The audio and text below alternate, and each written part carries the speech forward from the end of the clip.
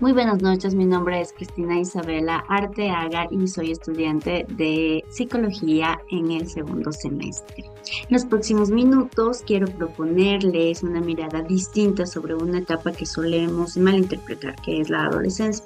El tema de hoy es la salud integral en la adolescencia, sus retos y sobre todo las estrategias para acompañar el bienestar físico, mental y social en el adolescente. Y digo integral a propósito porque el cuerpo y especialmente la mente no van por separado. Lo que le pasa al uno, pues también le sucede al otro.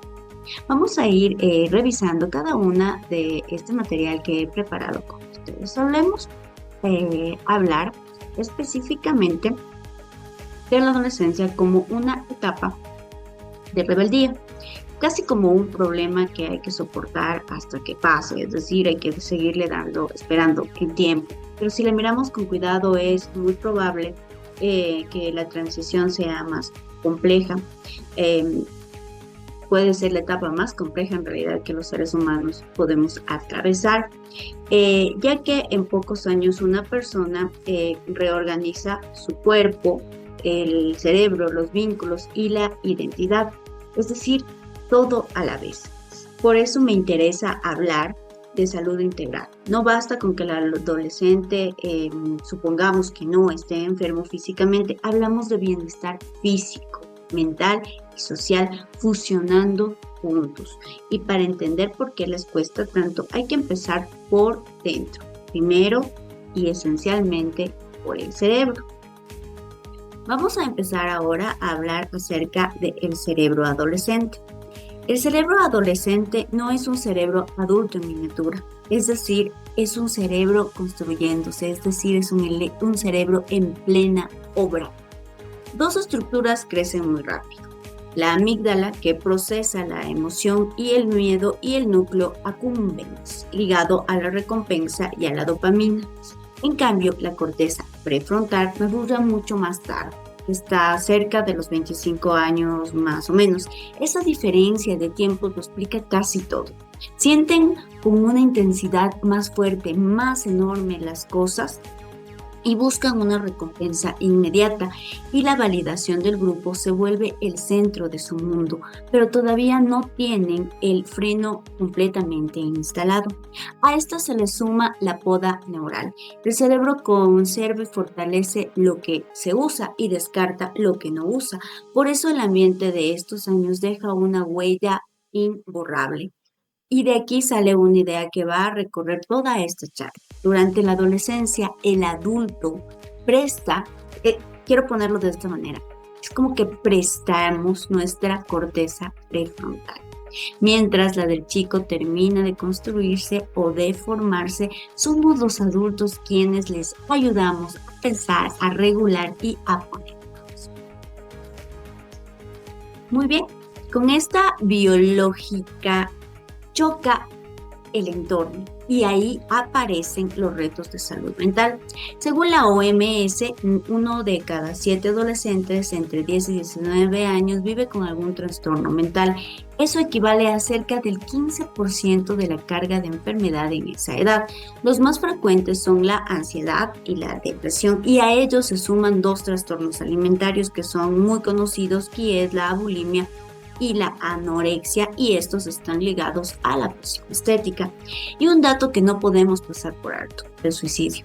Es la tercera causa de muerte entre los 15 y los 29 años. Todo esto ocurre mientras resuelven la tarea central de la etapa. Erikson la llamó identidad frente a confusión, descubrir quién soy y en qué creo. Marcia, en cambio, añadió que esa identidad se construye explorando y comprometiéndose, y advirtió algo muy importante: cuando un adolescente se compromete sin haber explorado, porque simplemente repite lo que le espera, que en un adulto duele, en un adolescente puede ser totalmente devastador. Su corteza prefrontal todavía no procesa bien el rechazo, y evidentemente el golpe cae justo sobre su sentido de pertenencia. Estos datos son muy importantes. Muy bien. Ahora bien, La salud mental no flota en el aire y se apoya en el cuerpo. Y aquí hay un reto que casi no se ve. La OMS estima que más del 80% de los adolescentes en el mundo no alcanza el mínimo de 1 hora diaria de actividad física. Entre las adolescentes mujeres la cifra llega al 85%, como lo estamos viendo. Al mismo tiempo, la obesidad se disparó en la población de 5 a 19 años, pasó del 2% en 1990 al 8% en el 2022. Unos 160 millones de jóvenes, y nuestra región, las Américas, es la de mayor prevalencia del mundo, con cerca del 38% de niños y adolescentes con sobrepeso u obesidad. Sumen a esto, por último, el sueño. En estas edades se necesitan entre 8 y 10 horas necesarias para dormir, pero el uso de las pantallas a la madrugada pues se la roba.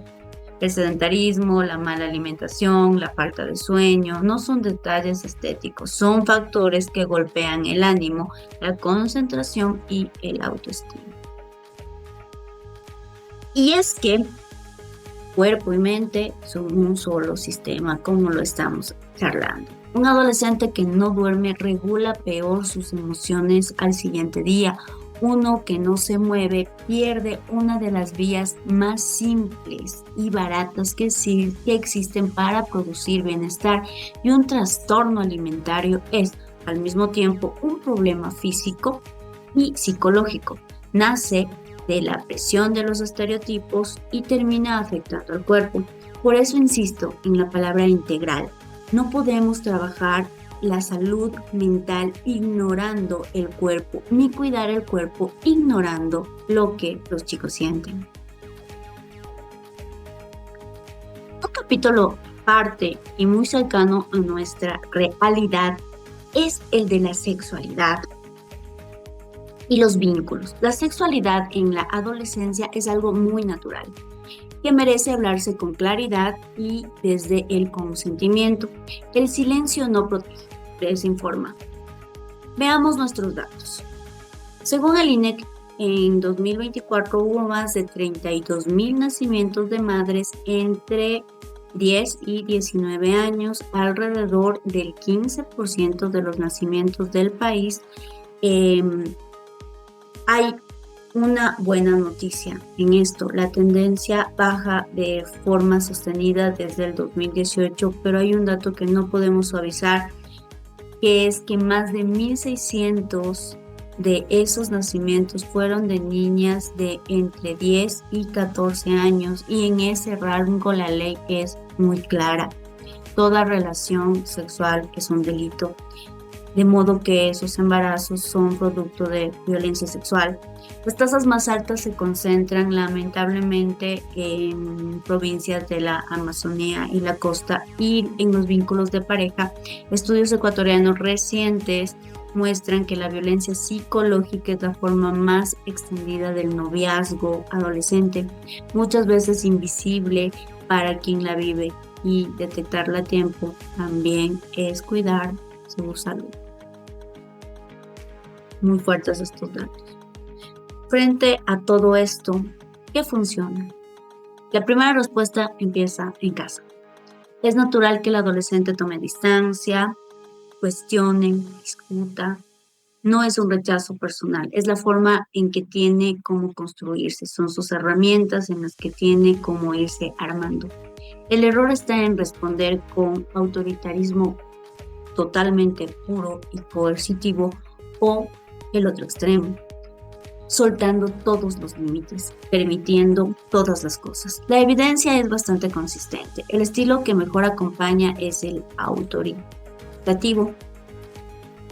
Y esto es muy importante, ya que combina reglas claras y supervisión firme con afecto y diálogo.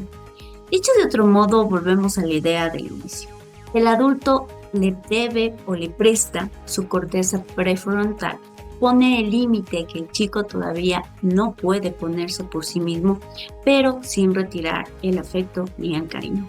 Los hijos necesitan estas dos cosas a la vez y no son contradictorias, amor y límite. Sin embargo, la casa y las normas que nosotros pondríamos desde el hogar no bastan. Hace falta el entorno. Una estrategia sencilla y muy efectiva es el deporte en equipo, porque resuelve a la vez dos necesidades de la etapa: gastar esa energía y sobre todo pertenecer a un grupo sano. Esa misma necesidad de pertenencia es la que aprovechan los grupos directivos para reclutar, ya que esto es un común ahora en nuestro país. Démosle entonces unos grupos mejores, diría yo. A eso se suman 4 cosas concretas, que es enseñar la regulación emocional y la resolución de conflictos sin violencia, cuidar la higiene del sueño y la alimentación, abrir el acceso a la psicoterapia sin que el costo sea una barrera y acompañar a las familias con psicoeducación para que entiendan que mucho de lo que ven es desarrollo y no es un desafío. Para cerrar, la adolescencia no es un problema que haya que aguantar. Es la etapa que se forja buena parte de lo que seremos. Sí, hay retos biológicos, emocionales y sociales, pero el mismo cerebro que los vuelve vulnerables los hace creativos, resilientes y capaces de transformar su mundo. Lo que necesitan de nosotros no es perfección, sino presencia. Ser ese faro estable que ofrece al mismo tiempo amor y límites. Sí, como familia, escuela y sociedad, estamos comprometidos a construir entornos seguros donde puedan explorar quiénes son. Estaremos cuidando de verdad su salud integral. Y como yo lo digo siempre, nuestro trabajo como padres es garantizar la seguridad de nuestros hijos. El amor viene por default. Muchas gracias por su atención y sobre todo les invito a analizar esto y seguir estas valiosas recomendaciones.